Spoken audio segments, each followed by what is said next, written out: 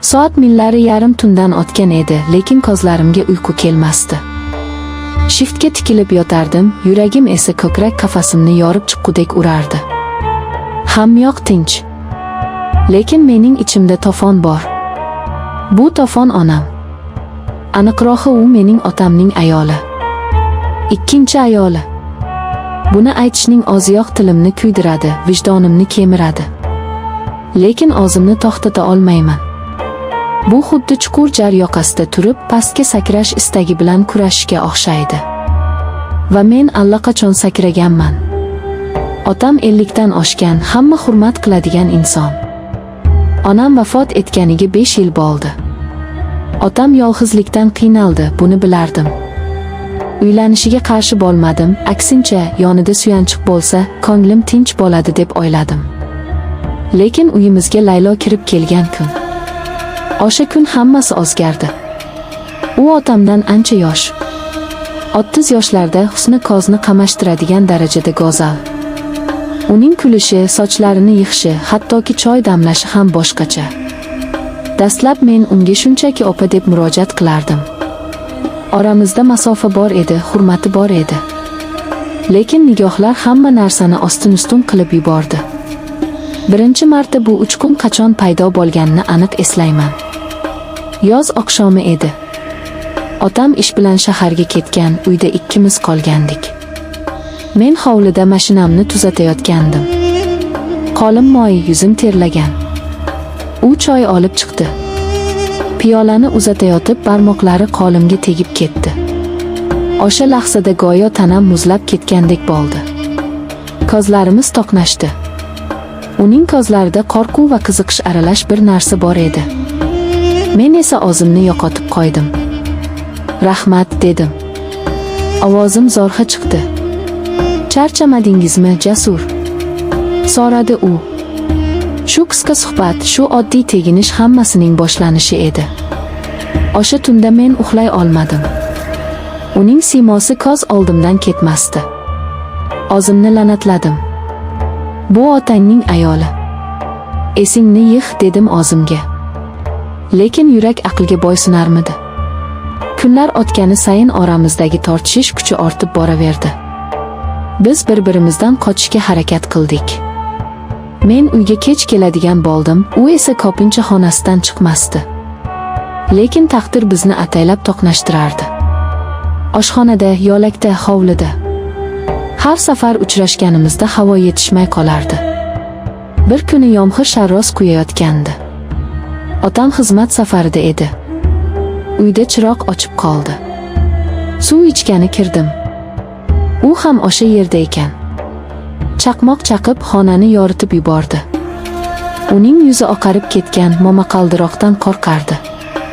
Beixtiyor unga yaqinlashdim. "Qo'rqmang, men shu yerdaman", dedim past ovozda. U menga qaradi. Ko'zlarida yosh miltillardi. Birdan u menga intildi va mahkam quchoqlab oldi. Uning tanasi titrardi. Men ham o'zimni tutib turolmadim. Qo'llarim uning belidan quchdi. Uning sochlaridan kelayotgan atir hidi boshimni aylantirdi. Biz barcha qoidalarni, barcha taqiqlarni unutdik. Faqat ehtiros, faqat bir-birimizga bo'lgan chanqoqlik qoldi. O'sha tun biz gunoh va zavqning eng yuqori nuqtasiga chiqdik. Ertalab uyg'onganimda yonimda u yo'q edi. Lekin yostig'imda uning hidi qolgandi. Dahshatli pushaymonlik va shu bilan birga cheksiz baxtni his qildim. Otamning ko'ziga qanday qarayman? Bu savol meni qiynardi. Lekin Layloni ko'rishim bilan bu savollar yana erib ketardi. Bizning o'yinimiz xavfli tus oldi. Otam uyda bo'lgan paytlar eng qiyini edi. Dasturxon atrofida o'tirganda, u otamga choy quyib berayotganda, men ichimda yonardim. Rashk meni yeb bitirardi. Otam unga erkalab gapirsa, mushtlarimni tugardim.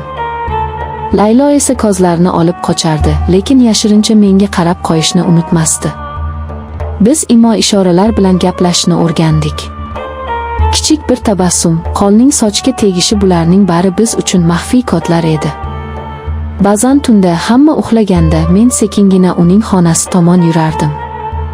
Agar eshik qiya ochiq bo'lsa, bu taklif edi. Agar yopiq bo'lsa, rad etish edi. Biz oxirlardek uchrashardik.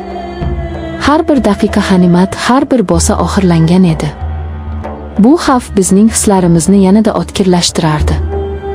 Go'yo ertaga dunyo tugaydigan u biz bugun yashab qolishimiz kerakdek. Laylo ba'zan yig'lardi. Biz do'zaxga tushamiz, Jasur, derdi u mening ko'ksimga bosh qo'yib. Otang juda yaxshi inson. Biz unga xiyonat qilyapmiz. Bilaman, derdim men uning sochlarini silab. Lekin seni sevaman. Sensiz yashay olmayman. Bu sevgi emas, bu jinnilik, derdi u xo'rsinib. Bu qachondir tugaydi. Fosh bo'lamiz. U haq edi. Bu abadiy davom eta olmasdi.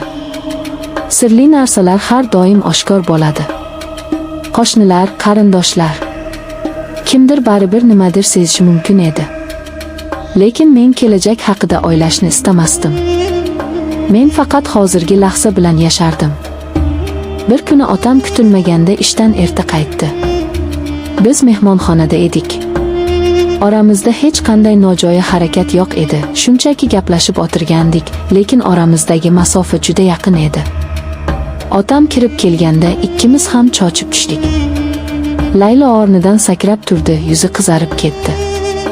Tinchlikmi? Nega rangiroyingiz oqarib ketdi? So'radi otam hayron bo'lib. Hech narsa, dadasi. Shunchaki xayol surib o'tirgandik, kelganingizni eshitmay qolibmiz, dedi Laylo duduqlanib. Otam bizga shubha bilan qaramadi. U juda ishonuvchan odam. Yoki shunchaki oxli va ayolidan bunday pastkashlikni kutmagandir. Uning bu ishonchi meni battar ezardi. O'zimni iflos, xoin his qilardim. Lekin Layloning nigohini ko'rishim bilan yana o'sha tubsizlikka qulardim. Kunlar, oylar o'tdi. Bizning sevgimiz davom etardi. Men uydan chiqib ketish haqida o'yladim. Boshqa shaharga, uzoqqa. Lekin uni bu yerda otam bilan qoldirib ketishni tasavvur qila olmasdim. Bu fikr meni aqldan ozdirardi. U meniki bo'lishi kerak edi. Faqat meniki. Bir kuni Laylo menga homilador ekanligini aytdi. Dunyoyim aylanib ketdi. Kimdan? So'radim ahmoqona savol berib. Bilmayman, dedi u yig'lab. Balki otangdan, balki sendan. Bu xabar bizning ustimizga muzdek suv quygandek bo'ldi. Agar bola meniki bo'lsa-chi? Bu sharmandalikni qanday yuvamiz? Agar bola tug'ilsa va menga o'xshasa-chi? Oldirib tashla, dedim men sovuqqonlik bilan, garchi ichim yonsa ham. Yo'q. Bu gunoh. Yana bir gunoh, deb baqirdi u pichirlab.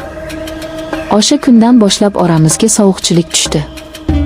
U mendan uzoqlashdi. Otamga esa mehribonroq bo'la boshladi. Men buni ko'rib azoblanardim. U bolani saqlab qolishga qaror qildi. Otam esa xursandchilikdan terisiga sig'masdi. Keksalikda farzand ko'rish Xudoning ne'mati, derdi u quvonib. Men esa bu ne'matni aslida kimdan ekanligini o'ylab tunlari uxlolmasdim. Vaqt o'tdi. Layloning qorni bilinib qoldi. Men uyga kam keladigan bo'ldim. Do'stlarim bilan ko'chada vaqt o'tkazardim, ichardim. Unutishga harakat qilardim. Lekin har safar uyga qaytganimda uning ko'zlaridagi mungni ko'rib, yana hamma narsa yangilanardi. Endi biz avvalgidek yashirincha uchrashmasdik. Tungi tashriflar to'xtagandi. Biz endi shunchaki bir uyda yashovchi, bir-biriga begona, lekin o'tmishi umumiy bo'lgan ikki jinoyatchi edik. Bizning gunohimiz bizni bog'lab turardi, lekin shu bilan birga bir-birimizdan uzoqlashtirardi. Bir kecha men mast holda keldim. Otam uxlab yotgan edi. Laylo oshxonada choy ichib o'tirgan ekan. Meni ko'rib qo'rqib ketdi. Jasur, ichdingizmi? Dedi u xavotir bilan. Senga nima? Dedim qo'pol ohangda. Sen endi otamning vafodor xotinisan-ku. Mening kimligimni unutdingmi? Uning ko'zlaridan yosh oqdi. Men hech qachon unutmayman, Jasur. Lekin biz xato qildik. Juda katta xato. Endi esa buning uchun tovon to'layapmiz. Iltimos, meni tinch qo'y. Bolamni oylashim kerak. Men unga yaqinlashdim. Uning bortib chiqqan qorniga qo'limni qo'ymoqchi bo'ldim, lekin u o'zini olib qochdi. Tegma, dedi u qat'iy. Bu mening bolam bo'lishi mumkin, dedim tishlarimni xijirlatib. Yo'q, bu otangning bolasi. Shunday deb hisoblashimiz kerak.